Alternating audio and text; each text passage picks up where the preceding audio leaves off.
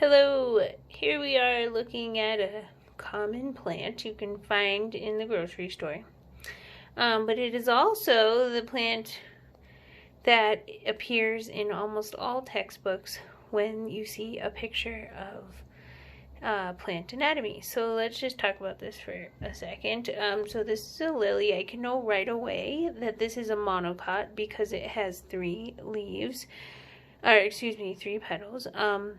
And then looky here, there are these inferior petals, which I think these ones just never really developed. But sometimes there's a leaf-like structure down here, and that's called a sepal, but I'm not seeing those right now.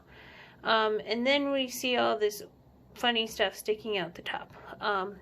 And so here we have the plant sexual organs.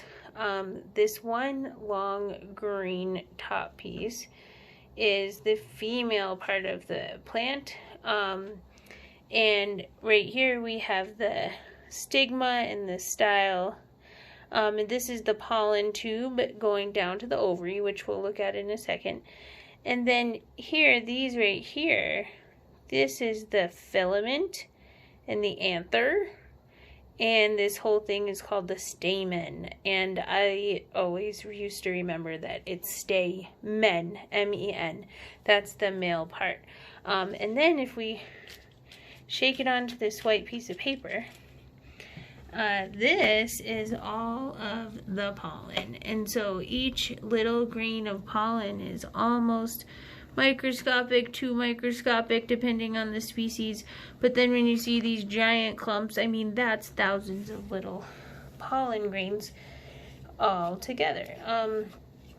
So Linnaeus actually, before his classification system that persisted through the centuries, he was obsessed with plant sex, and he thought that you could identify plants by counting how many stamens there were and how many female parts there were, but that doesn't work.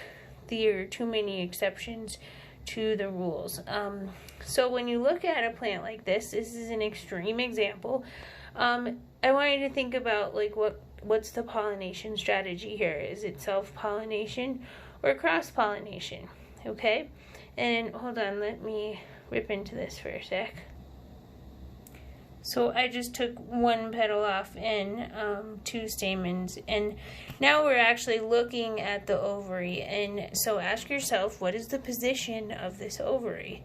And these are the kinds of questions you should be asking yourself when you are practicing for a quiz, when you're getting ready to assess your own knowledge.